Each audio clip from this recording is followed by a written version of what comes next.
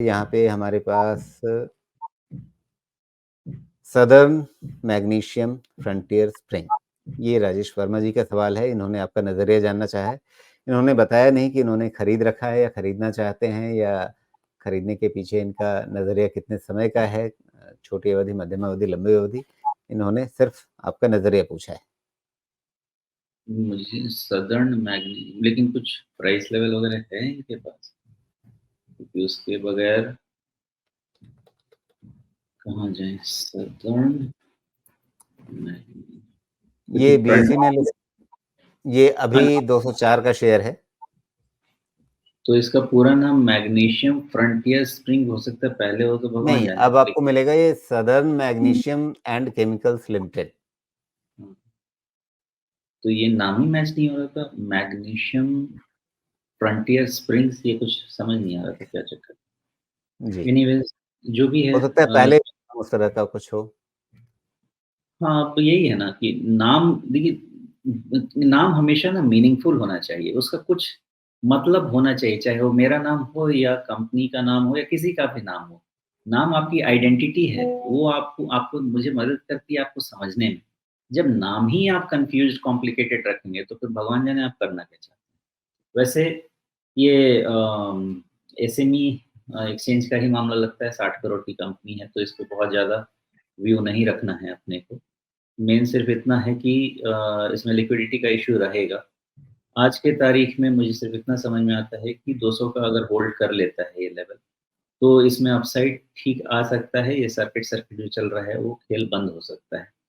लेकिन अगर 200 का होल्ड नहीं करता है लेवल, तो फिर मुझे पता नहीं है कहाँ जाएगा। हो सकता है ये 150 भी जाए, हो सकता है उसके नीचे भी जाए, लेकिन 200 पे पहले देखिए, वो रह गया तो ठीक है, नहीं तो फिर उसको रीवैल्यूएट कीजिए। जी। अब एसएमई सेगमेंट की कंपनी अगर है तो आपको बहुत इसमें सावधानी के साथ अपने पढ़ाई-लिखाई खुद अपने स्तर पे करनी पड़ेगी, क्योंकि इस सेगमेंट में जो आपके पास इन्फॉर्मेशन पब्लिकली अवेलेबल होती है, वो भी तुलनात्मक रूप से थोड़ी कम रहती है।